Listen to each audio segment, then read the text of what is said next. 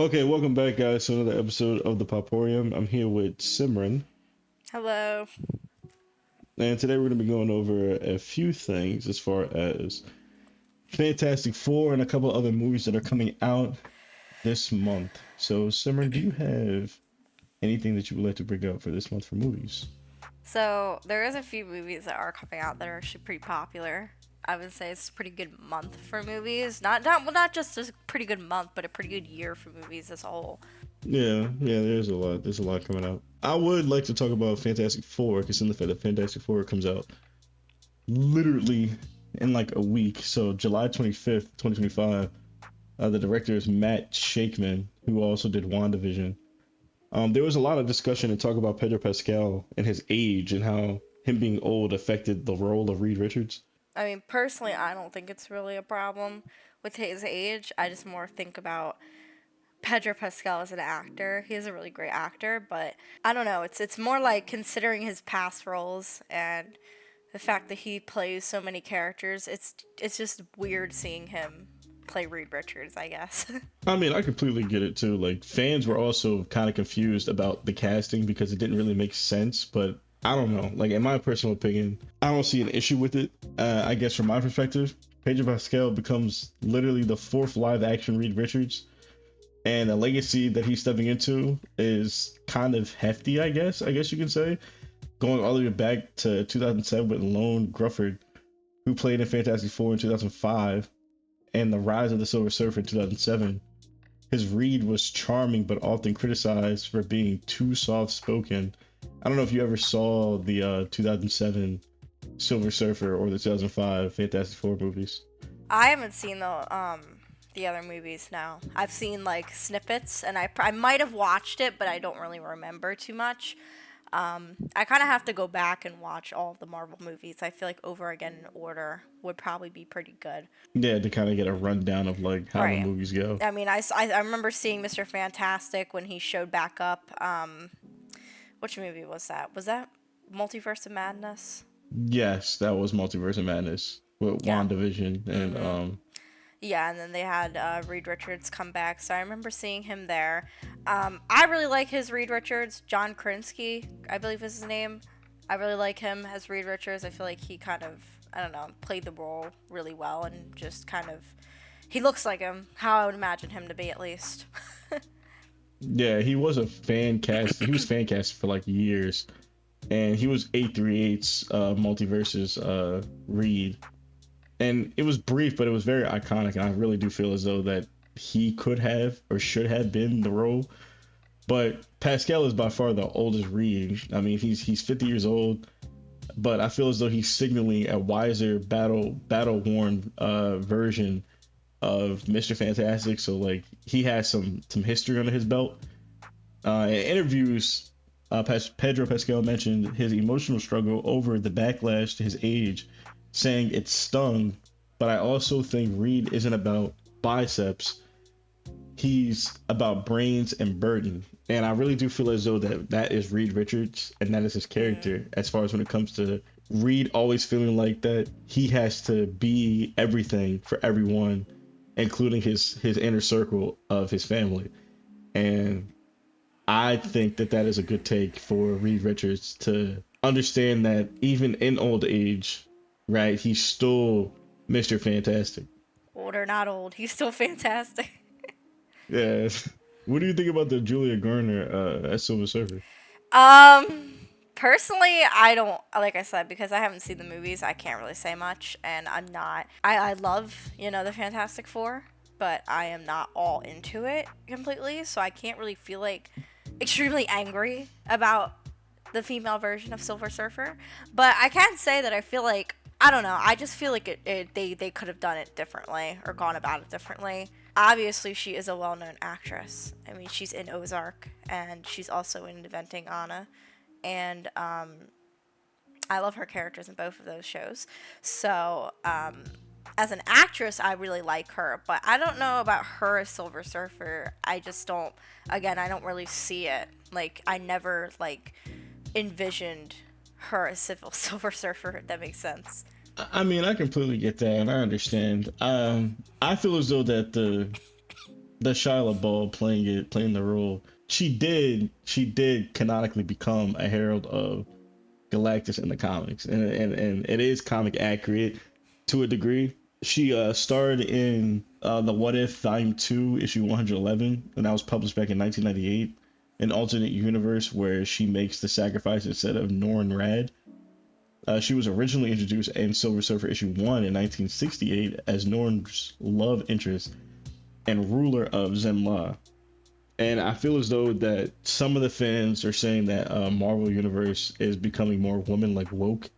I feel like it's kind of rude and inconsiderate, considering the fact that Marvel isn't just for the men. Like it's for it's for all of us. It's not just specifically just for boys. It's Right, for all of no, us to enjoy. that You know what I completely mean? makes sense. I mean, I really do like a lot of, I mean, certain female characters that they're implementing, like Marvel as a whole. She-Hulk was alright. I thought it was okay. Um, and then they had, what was the next one? It was Miss Marvel, I believe. Correct? Yes, Miss Marvel. I really liked it. I thought she was pretty cool. I really like America Chavez. I thought she's also really cool. There is certain female characters that I feel like they've implemented that I personally really enjoy so far, and I know that they are all part of the comics as well. So I think they're heading in a good direction.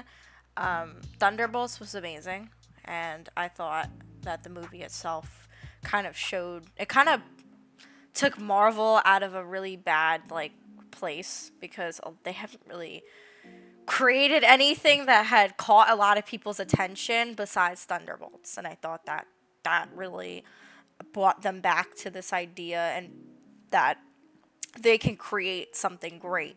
And I think more people are definitely excited about Fantastic Four, considering the fact that they just dropped a really amazing movie, and they have kind of high expectations for this movie as well. So I'm very much hoping that Marvel does well and that they don't mess up this movie, especially considering No, that this is a remake and that there's a large fan base for the Fantastic Four. They are beloved characters. yeah, and I agree. There's a lot going on with this movie. They spent a lot of money on this movie, and I really do feel like the last Marvel movie that I'd say really made me feel like, oh yeah, Marvel's like 100% back is Shang-Chi and also Thunderbolts. But stepping back into Fantastic Four, the visual style that they're trying to do, according to insiders, Matt Shackman is leaning into a cosmic psychedelia mixed between Guardians of the Galaxy and 2001: A Space Odyssey. And the visual effects teams are reportedly working on a liquid metal simulation for Shia LaBeouf's surf scenes that feel like water and glass at the same time. And I feel as though when we saw Silver Surfer and the other iconic movies of Fantastic Four that came out in the previous years, Silver Surfer always looked more like blobbish, if that made sense. He looked more blobbish than Blobish. like, well, because I'm saying blobbish, like he just looked bulgy. He didn't look like he looked silver. He just didn't look detailed, if that made sense. Like, you know what I'm saying? Right. Like, does that make sense? Like, he just looked Right. like he was just put together like through Well, CGI, and then apparently they this just budget, I mean, this movie has a budget of around $200 million. That's a lot. So, um, I'm hoping that the CGI doesn't look terrible. yes. Shakeman says the movie draws from Jack Kirby's art and Spielberg's emotional storytelling also. So I feel like with this in mind, it's a little less quippy and more cinematic.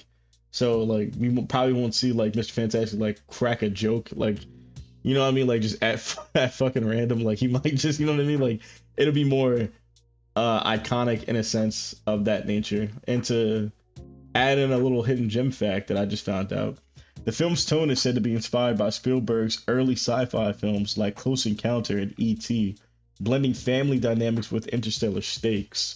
And I thought that was really interesting. Last time I seen E.T., I was like 9 when I saw Yeah, no, E.T. What did you think I've of not seen E.T.? ET in so long. What do you remember of E.T.?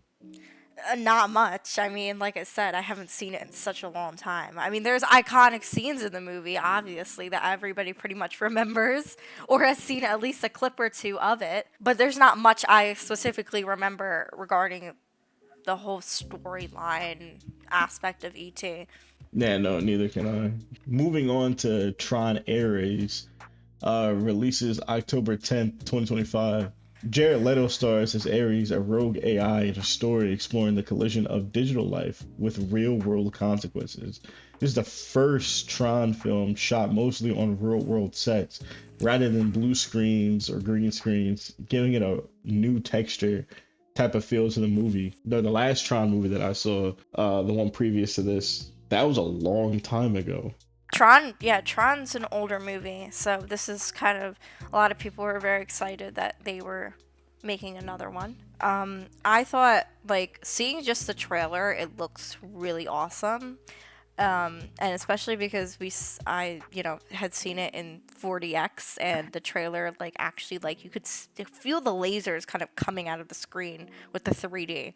So I feel like this movie in 3D or in 4DX is gonna be really cool. No, I agree. I agree 100%. I feel like 40X is really shaping movies too. Like most movies now it's 3D, but I feel as though like 3D really isn't 3D anymore. Because once you take the glasses off, your eyes kind of adjust and the movie goes back to like how it was being. And that's fine and all. I just don't feel as though that it's needed anymore. Like now that we have 40X, it rains, it snows, the chairs shake around. Like that's more exciting than going to a movie and seeing it in 3D. And then IMAX in itself just makes the screen bigger and larger. Well, And if yeah. anything, yeah, and if anything, that's probably the best way to watch movies because it gives you all the detail that you're not seeing on the regular It's screen. supposed to be more like a roller coaster. It's almost like you're at an amusement park watching a movie. But it's cool. And like I enjoy it personally. I thought that even just watching the trailer for Tron, I knew that like I definitely need to see this in 3D or in 4DX because it's going to be quite an experience. It's going to make the movie so much better. No, I 100% agree. The film features Nine Inch Nails and Trent Reznor and Atticus Ross on the score, which is they had a lot of different other works as far as the Social Network, which won an Oscar.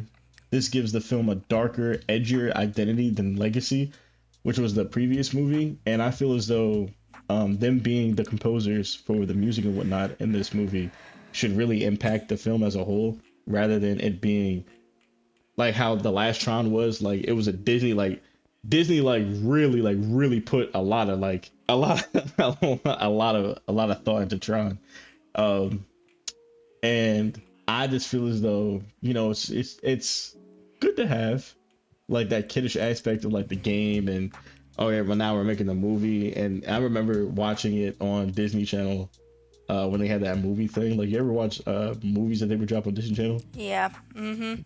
So they had a lot of those. Jeff Bridges returns as a voiceover cameo of Kevin Flynn. Rumors swirl that his character may be preserved in code, which if that is true, then that'd be actually fucking crazy. Kevin Flynn in the last movie was, I don't understand why they recast it like the roles and stuff for this movie. I guess because Kevin Flynn is like older now, like it wouldn't make much Yeah, sense. I But mean, I feel like mostly with these remakes, everybody kind of just recasts. yeah, I mean I get that, but like you can't, certain characters you just can't recast. Like Indiana Jones, you could never recast No. Henry Ford as Indiana Jones. Like that's Indy. Like there will never be another Indiana Jones like ever. Yeah, no, it'll just be weird. So some fans are skeptical due to Tron Legacy's slow burn to cult status. If this movie will hit right away or take 15 years like the last one, like no one's too sure. Like if this one will do the justice that the last one did, I guess, and that's completely fine. And in my personal opinion, I don't really have an issue with that. I just feel as though that this Tron, if they're taking a more edgier, darker tone to it, that's fine. But if they don't do it right and execute it right, it's gonna leave fans kind of disappointed. Well, yeah, I mean, this movie is how many years old, and it's getting a remake, so I'm sure fans of this movie will definitely be disappointed if they don't do it justice.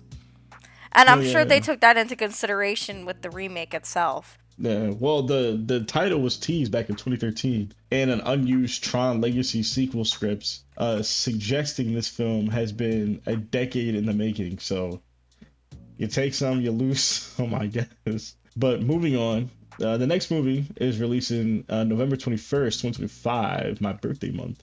Is Wicked for Good. Now, Simmer, what do you think about Wicked? Um, Wicked's complex. It really is. And I'm actually very excited for the second movie. And the craziest thing with this, as far as I know, they filmed the second movie before the first movie, which is something that a lot of people take into like major consideration. And yeah, no, I'm excited. I'm excited to see where this goes. I'm hoping that well, I mean, just looking at the trailer, I mean, when it released, it everybody was obsessed already. So I genuinely I have high hopes for Wicked for Good. I think it's going to, again, be another slam in the box office like how the first Wicked was. Especially because so many people saw the first Wicked, they need to see the second one. Everybody wants to know what happened. So I can see this movie being very successful, No, I personally. completely, I completely agree with that. And I personally didn't see the last one, but I heard a lot of things, especially from you, Simran, about it, and from other people.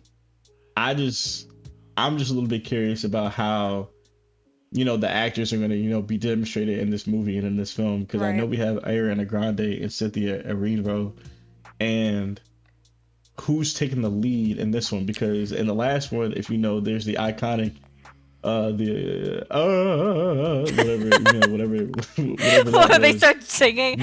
Okay, well, Yeah, that's defying but this gravity. one, But right? I would say no. First of all, these are two great actors, Cynthia Erivo and Ariana Grande. I think they did so well with their PR moments. People love them both, especially together. I mean, I think they have a lot of just great chemistry together as two best friends. And early reviewers are already calling this a cinematic masterpiece.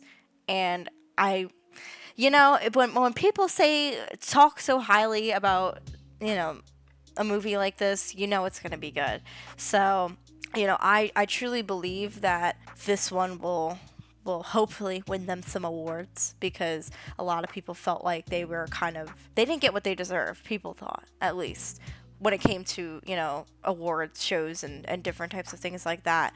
Um, but like I said, Wicked is more focused on not just the acting portion of things, but the costume, the sound, the production, the design, all of that, because it is a musical.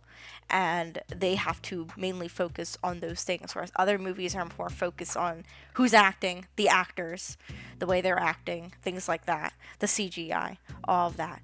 This is everything combined. I mean, the singing, the choreography, all of that is played into effect when it comes to a musical that is hitting the big screen. So, No, and I completely get that. A lot of people said the story resonates across generations. So like the younger viewers feel the outcast of finding home type feel from Cynthia Erivo's character, and for the story for adults, they connected to themes of power, perception, and betrayal. mhm. So I do feel as though that there's going to be a lot of different takes on this movie.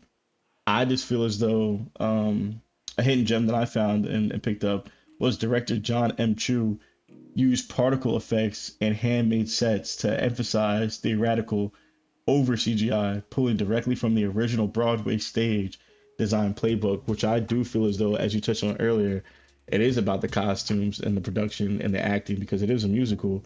And I feel as though that they're really staying true to the nature of doing that and of making the movie seem like you're watching a Broadway, like a high quality Broadway play. No, that is exactly what it felt like watching it, and I mean, they both are such good singers that it's like you are watching a Broadway show, and it felt like you were watching like a music video within the movie itself because they just took everything to another level.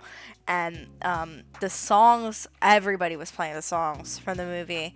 Cynthia And Erivo I is extremely talented, and her take on defying gravity is something that people really loved.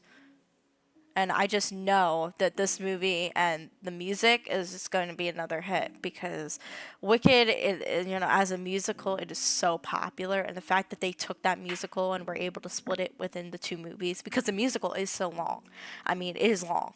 There's books. This is a very thought out universe in itself. The Wizard of Oz.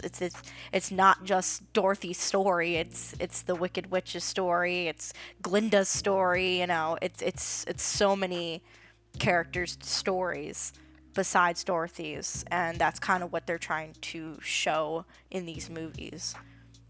So, coming from someone who hasn't seen the first one, there are like spoilers. This is a spoiler warning to keep you completely in the transparency. If you did not see Wicked 1, moving forward from now, there is spoiler warnings. There's spoiler warnings that we will put on the screen to let you know this is not a joke. This is serious.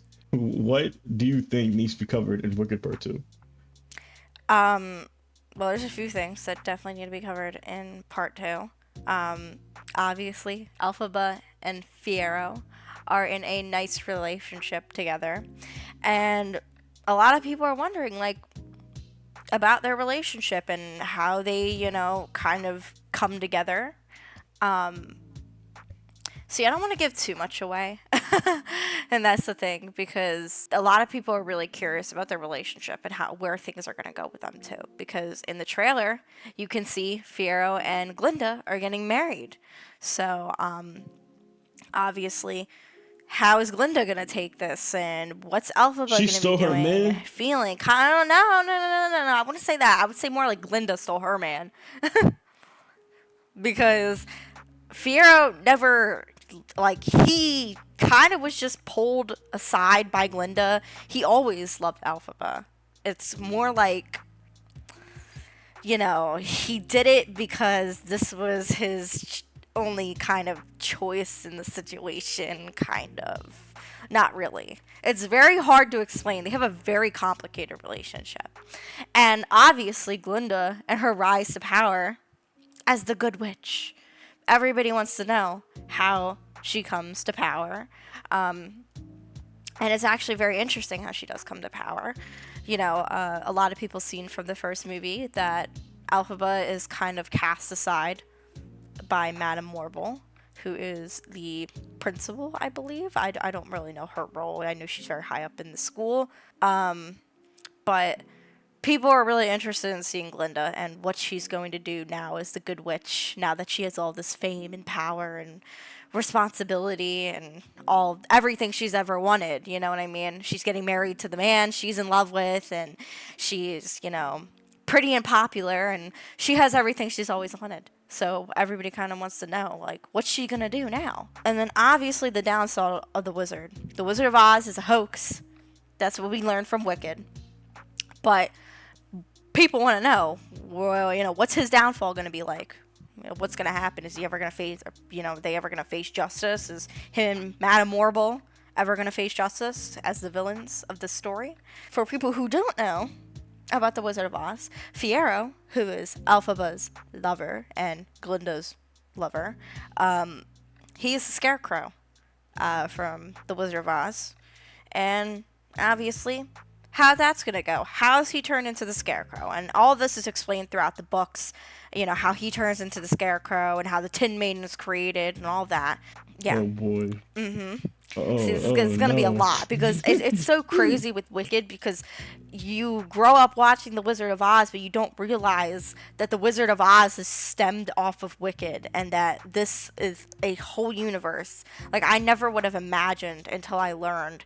Like, I never imagined watching The Wizard of Oz, like, hey, this isn't just some random story. Like, this is actually a full universe that was created. There's a reason why everybody is here at this time.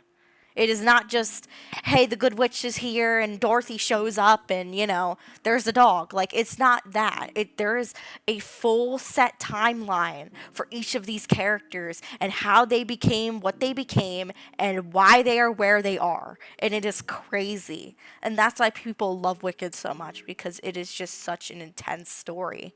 Mm. And then, how Elphaba becomes a villain and how Glinda handles that. So it's just a lot. There's a lot of things that need to be addressed throughout this movie because obviously the lore goes so deep. Do you feel as though that like some of the actors are going to be put in like the backside of the front facing view as far as the audience comes to see, like, because we understand that the two actors are acclaimed, or not acclaimed, sorry, that they're actually, isn't acclaimed the right word, right? Acclaimed, right? I don't know. Acclaimed. No, because that means whatever. These two actors are well-known actors and famous actors at that. Do you feel as though like in this film, like they're gonna try and give everyone a chance at the spotlight, or is it mainly gonna be like the two main actors up front? And like, I genuinely believe that you're going to see a lot more of everyone else. Because like I said, this isn't just Elphaba and Glinda's story. This is the story of everybody within the Wizard of Oz universe. You're going to see a lot of probably everyone. And Elphaba, obviously, we all know she has a sister, Nessa Rose. And this sister is the Wicked Witch of the West, I believe, or East. I don't remember. The one who dies at the beginning of the Wizard of Oz with the red ruby slippers, which are silver, by the way, in the books. But everybody's gonna want to know how she goes evil. What happens to the Munchkins? What happens to the Wizard of Oz? Madame Warble? All these people are put into the spotlight within this movie. yeah, no, there's a lot going on. There's a lot going on with that movie. It already seems like there's a lot That's why going they on with split that it movie. into two. There's no way.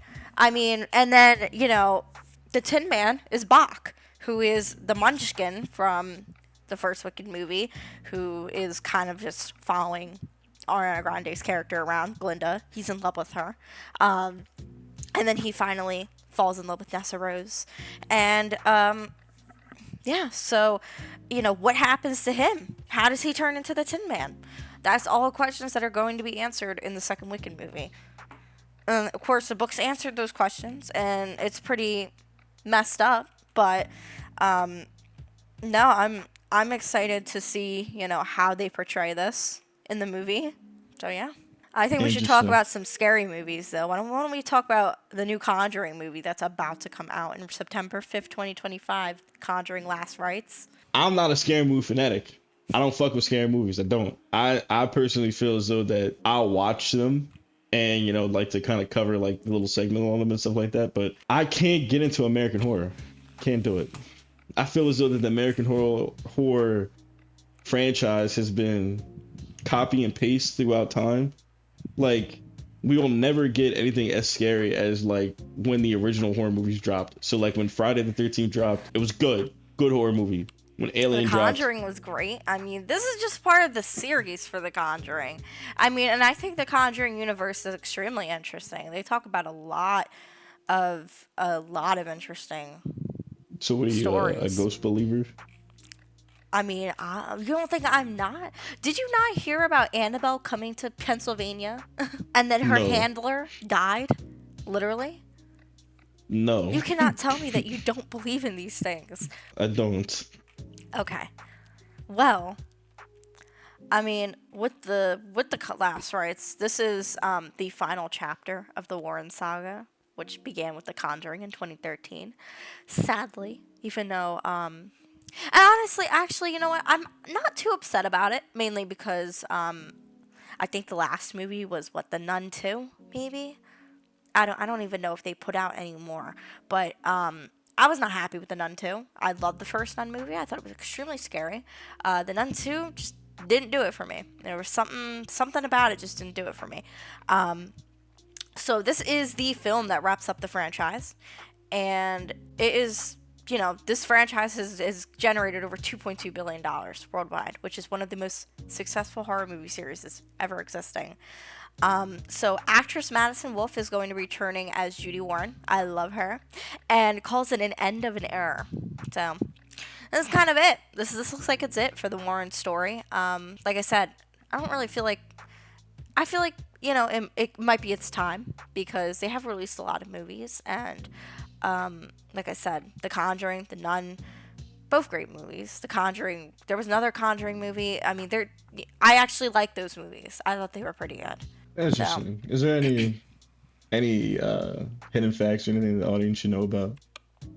so apparently the director Michael Chavez, he hinted in a Collider interview that a more explosive ending was scrapped for a more emotionally grounded one, tying back to family and loss. I don't know how to really feel about that. I feel like a lot of horror movie endings some of them end pretty emotionally, and I don't know. I don't mind it necessarily, but I feel like they could. I don't know. When I go to a horror movie, I'm there to get scared, and when the movie kind of ends, is in like, at least I have my family and I love you guys and it's all good. But I kind of want to see a little more, if you know what I mean. Like, I want to see more action. I want to see, I want to leave the movie theater scared, basically. No, I get that. Like, I 100% get that. And that's what I mean when I said earlier that I feel as though American horror has kind of like died. Because when you look at like some of the Japanese horror, like Japanese like horror It's scary. mangas I and mean, movies, like I've watched some Japanese horror and they end scary. They don't end cute. They end scary. yeah, because I was like, to me, like that's the intention of the movie. Like, you know what I'm saying? Like, Right. I go to the movie to be scared. I watch a rom-com to feel love and emotional, and I watch action movies to get the thrill and the stakes are high type of deal. You know what I'm saying? And that's just me personally. And when I was doing some digging into this movie, originally James Wan planned to bring Annabelle and Valak together for a cinematic spiritual crossover, but it was dropped during the final rewrites. And Why? I I mean, I don't the know. nun with Annabelle doesn't make any sense. I mean, their stories are two completely different stories. I just feel like it would have just been, I don't know. Right. Well, they tried to get the original Annabelle doll for the movie, Oh and no, no, no, no! First of all, you're not even supposed to touch the original Annabelle doll. The Warrens specifically said, "Do not touch her." That's why when they brought her to Pennsylvania to get a few coins, people were like, "Why would you do that? Why would you bring her to Pennsylvania? Why would you take her out?" no, to be completely honest, like if the doll really is as bad as they say it is, they need to go lock it up in the Vatican. Like they need to Well, lock it I in the don't know. Vatican. I mean, The Pope needs to, you know what I'm saying, pray over it I'm every pretty day. You know what sure I'm they saying? do that. They pray over her. So I'm pretty sure that happens. Like they need to do the exorcism, something. They need to get whatever's in that doll. You need to get rid of that doll. Bad doll. Jaden, I don't don't be like it. talking about that right now. You know we in Pennsylvania. I don't. Nothing to do with me. Nothing to do with me. Nothing to do with me in the slightest. So speaking of murder and horror, Wake Up Dead Man, a Knives Out mystery. Now, me personally, I love me a good murder mystery. Love the entire Knives Out franchise. It's a good franchise. Releases December 12th, 2025. Netflix and film festivals. Now, some of my points that I wanted to bring up in this is that the third Bennett Bland mystery stars Daniel Craig in a darker, more ominous installment exploring religious cults and twisted morality tales. In the last two Knives Out, Daniel Craig was there for the mysteries, but it's always funny to me because most of the people, like the person that calls Daniel Craig to come solve the mystery, they wind up solving the shit on their own, and Daniel Craig is just there, like. And it's funny to me because in the Glass Onion, Daniel Craig goes to this island to go find out who killed this girl's sister or whatnot, all to come and find out that she would figure it out on her own. Like in the last one, a Knives Out, where the rich old guy dies and he leaves everything to the nanny, she winds up figuring it out too. So I'm just thinking if this is going to be a reoccurring pattern, it's interesting and cool of how it goes. But if they're talking about religious cults and twisted morality tales and stuff like that. Like this might be a little bit crazy. Trailers showed stained glass, crosses, shadowy churches, and whispered confusions. A major tonal shift from the glitz of the Glass Onion movie. Premiering at TIFF and opening the BFI London Film Festival, Netflix is pushing this hard for an award season credibility. So I just feel as though it's gonna be a lot. It's gonna be a lot in this movie.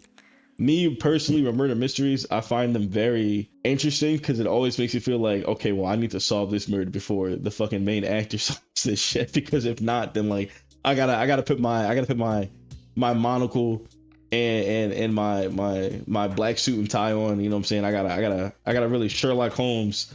I just feel as though that with this movie and I'm a lot of. Yeah, this is a Netflix film, so you don't gotta show up to the movies technically. No, I don't.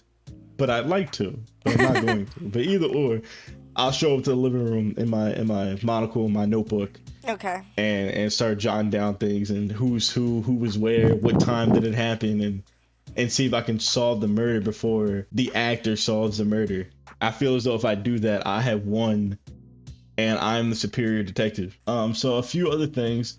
Rian Johnson confirmed in an interview with Empire that this is not the end of Blanc. He says that I've got at least 2 more cases in me to give out for fans to really have them, more well fed inside the murder mystery aspects of movies. He wants to really feed the fans and the audience more of these twists and turns and really put a different spin on how murder mystery traditionally goes of, oh my God, there's a dead body on the floor and oh it was no, the butler. someone called the detective and it was the butler. Like they this franchise really strives away from doing that, and I find that to be really enjoying and refreshing.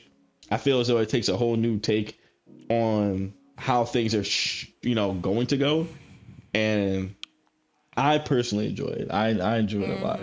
Some hidden facts that I found out is that the title is reference to a 1997 U2 song, and Johnson has hinted that each Blanc film may continue to borrow from music as thematic inspiration. Okay, I mean, I don't mind that, especially as a murder mystery. I think it's important which music you use. Well, because it's a murder mystery. I mean, it's extremely important the songs you choose. I mean, you don't want to be playing like, Kesha during the murder scene. Like, I feel like that's not gonna work. I want to be playing like Smooth Criminal. Like, you know what I mean? Yeah, because imagine what the fuck. Imagine like Daniel Craig, he goes into the building and he's like, oh, all right, well, I guess everything's done here. And he does the fucking moonwalk and he's like smooth gangster and shit. Oh my God. Oh man, that'd be funny. He's like, well, I guess this murder mystery is all wrapped up. I best get on my way now. And then he's like, wait a minute, before I leave, play my song. And he starts moonwalking. He starts moonwalking. That's crazy. Okay. He does the spinning shit. He grabs his crotch. He does the hee. I'm done. No. He's guilty. I can't. That's funny. All right. I guess we could wrap this up then. Well, let's just say 2025 is really shaping up to be a really genre-blending buffet. We've got cosmic superheroes, moody techno thrillers, Broadway blockbusters, Wicked, horror finales, and murder mystery noir. Whether you're in it for the spectacle or the soul, this year's slate is something different for everyone. It's playing with tone. And that might be the re-innovation Hollywood desperately needs. Well, I thank you all today for watching this episode. Yes. And if you have any questions or any interesting takes that you might also feel like we should talk about next or should have talked about more, leave it in the comment section below and leave a like. We'll see you on the next time on the Poporian.